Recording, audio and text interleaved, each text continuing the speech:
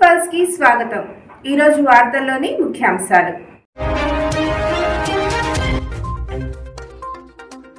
జన్మభూమిని తిరిగి ప్రారంభించే దిశగా అడుగులు.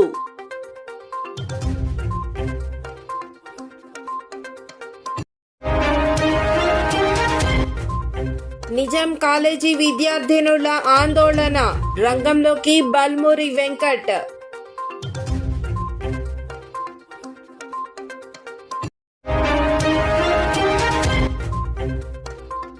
జపాన్లో భారీ భూకంపం, రిక్టర్ స్కేల్ పై 7.1గా నమోదు.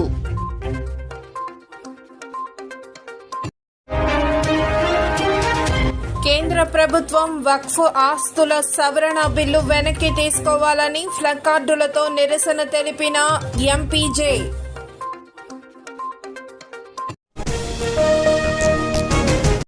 జన్మభూమి కార్యక్రమాలు తిరిగి ప్రారంభించేందుకు ప్రభుత్వం అడుగులు ముందుకు వేస్తోంది. జన్మభూమి కార్యక్రమంపై టీడీపీ పాలిట్ బ్యూరో సమావేశంలో నిర్ణయం తీసుకున్నట్లు టీడీపీ పాలిట్ బ్యూరో సభ్యులు సోమిరెడ్డి చంద్రమోహన్ రెడ్డి తెలిపారు.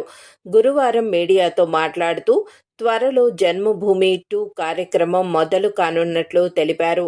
జన్మభూమి 2 కార్యక్రమాన్ని సక్సెస్ చేసేందుకు ఎన్ఆర్ఐలు, పారిశ్రామికవేత్తలు ముందుకు రావాలని పిలుపునిచ్చారు.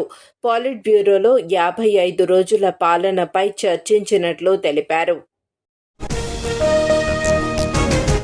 నిజాం కాలేజీలో సమస్యలను పరిష్కరించాలని కోరుతూ 6 రోజులుగా నిజాం కళాశాల హాస్టల్ డిగ్రీ విద్యార్థినులు చేపట్టిన ఆందోళన కొనసాగుతోంది. గురువారం కూడా విద్యార్థులు తరగతులకు హాజరవ్వకుండా ఆందోళన చేపట్టారు. సమస్యల పరిష్కారానికి చర్యలు తీసుకోవాలని విద్యాశాఖ అధికారులు ఆదేశించిన విద్యార్థులతో నామమాత్రంగానే చర్చలు జరిగాయి. అయితే ఎమ్మెల్సీ బల్మూరి వెంకట్ రంగంలోకి దిగి విద్యార్థులకు నచ్చజెప్పడానికి ప్రయత్నించారు. వారు చేస్తున్న ధర్నా వద్దకి వెంకట్ చేరుకొని విద్యార్థినులతో చర్చించారు. తొలుత సమస్యలపై కళాశాల ప్రిన్సిపల్తో మాట్లాడారు. సమస్యను పరిష్కరిస్తామని యూజీ విద్యార్థులకు ఆయన ప్రభుత్వం తరపున హామీ ఇచ్చారు. అయితే మరోవైపు పీజీ విద్యార్థులు ఆందోళనకు దిగారు.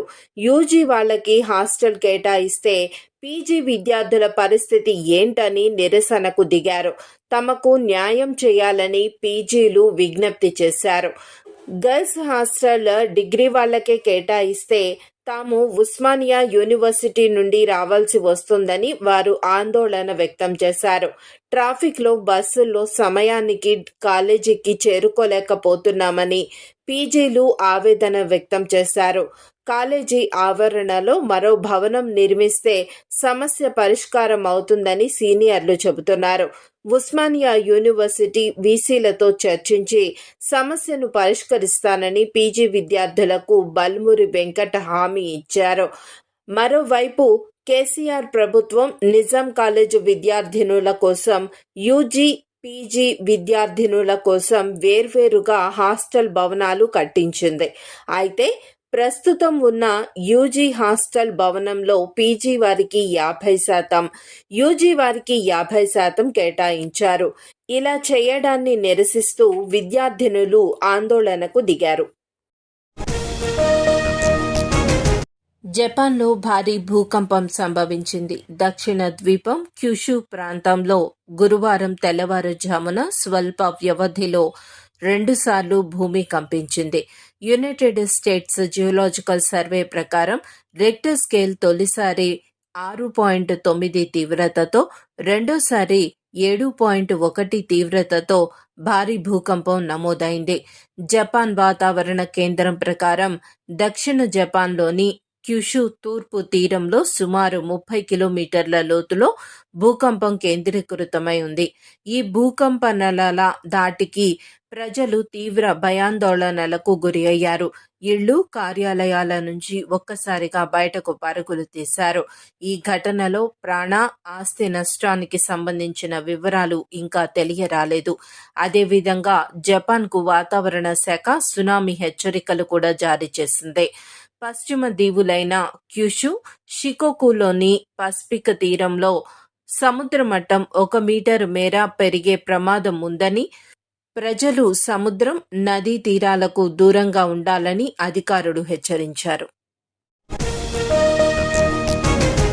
కేంద్రంలోని ఎన్డీఏ ప్రభుత్వం ముస్లింల భూ యాజమాన్య హక్కులను హరించేందుకు ద్వితీయ శ్రేణి పౌరులుగా మార్చే కుట్రలో భాగంగా వక్ఫ్ బోర్డు ఆస్తులను సైతం కాజేయడానికి ఏకంగా 40 సవరణలు చేసి సవరణ బిల్లును పార్లమెంటులోనూ రాజ్యసభలోనూ ప్రవేశపెట్టి ఆమోదించుకోవాలని కుట్రలు పన్నుతున్నారు. ఈ బిల్లును ఎన్డీఏ ప్రభుత్వంలో భాగస్వాములైన తెలుగుదేశం, జనసేన పార్టీ అధినేతలు పార్లమెంటులో పెట్టకుండా అడ్డుకోవాలని శివాలయం సెంటర్లో ఎంపీజే రాష్ట్ర ప్రధాన కార్యదర్శి షేక్ సలీం, ఇన్సాఫ్ మాజీ కార్యదర్శి షరీఫ్ ప్లకార్డులతో నిరసన కార్యక్రమం చేపట్టారు. ఈ కార్యక్రమంలో వారు మాట్లాడుతూ దేశంలో సాయుధ బలగాలు, రైల్వే ఆస్తుల తర్వాత సుమారు 9 లక్షల ఎకరాలు, 8.7 లక్షల విలువ చేసే మూడో అతిపెద్ద భూ యజమాని వక్ఫ్ బోర్డు అని గుర్తు చేశారు. ప్రస్తుతం వక్ఫ్ ఆస్తులు అన్యాక్రాంతమవుతున్నాయని, కాపాడటానికి మరిన్ని ఎండోమెంట్ తరహాలో అధికారాలు ఇవ్వాల్సింది పోయి వక్ఫ్ బోర్డునకు ఉన్న అధికారాలను కుదించే విధంగా బిల్లు ప్రవేశపెట్టడం, వక్ఫ్ ఆస్తులను కాజేయాలనే దురుద్దేశంతోనే వక్ఫ్ బోర్డు సవరణ బిల్లును తీసుకొని వచ్చారని ఆరోపించారు. ప్రభుత్వం దేశాభివృద్ధి కోసం చేపట్టవలసిన కార్యక్రమాలు చాలా ఉన్నాయి. నిరుద్యోగం, పరిశ్రమలు, రైల్వేలు, పోర్టులు, ఎయిర్పోర్టులు ఇవన్నీ ప్రైవేటు పరం చేయకుండా ప్రభుత్వమే చేపట్టవలసిన కార్యక్రమాలు. కానీ వాటిని గాలికి వదిలేసి కేవలం మతపరమైన సమస్యలపై దృష్టి సారించి ప్రజల దృష్టిని మళ్లించడానికి ప్రయత్నం చేస్తుందని మండిపడ్డారు. అయితే ఈరోజు జరిగిన లోక్సభలో ప్రభుత్వ ఉద్దేశాలను కేంద్ర మంత్రి రిజిజు వివరించే ప్రయత్నం చేసిన విపక్షాలు వెనక్కి తగ్గకపోవడంతో జేపీసీకి పంపాలని కేంద్రం నిర్ణయించింది. చట్ట సవరణ బిల్లును వైసీపీ వ్యతిరేకించగా టీడీపీ దీనికి హౌస్లో సమర్థించడం శోచనీయం అన్నారు. ఈ సవరణ బిల్లు ప్రాథమిక హక్కులను కాలరాస్తుందని ఆవేదన వ్యక్తం చేశారు. బిల్లుపై సమగ్ర చర్చ జరిగే విధంగా చూడాలని సీఎం చంద్రబాబును ఈ సందర్భంగా డిమాండ్ చేశారు. కావున ఈ బిల్లును ముఖ్యమంత్రి చంద్రబాబు నాయుడు, మాజీ ముఖ్యమంత్రి జగన్మోహన్ రెడ్డి, ఉప ముఖ్యమంత్రి పవన్ కళ్యాణ్ బిల్లులో ఉన్న వివాదాస్పద అభ్యంతర అంశాలను ఎలాంటి పరిస్థితుల్లో అయినా సరే బిల్లును వ్యతిరేకించాలని డిమాండ్ చేశారు. ఈ కార్యక్రమంలో ఎంపీజే కడప జిల్లా అధ్యక్షుడు జాకీర్ ఉమ్రీ, పట్టణ అధ్యక్షుడు హుస్సేన్ బాషా, కార్యదర్శి మహమ్మద్ రఫీ, మీడియా కార్యదర్శి అస్లాం, ఎంపీజే కార్యకర్తలు పాల్గొన్నారు. వార్తలు ఇంతటితో సమాప్తం. చూస్తూనే ఉండండి పీపుల్స్ పల్స్. సామాన్య ప్రజల గుండె సవ్వడి, ప్రజానాడి.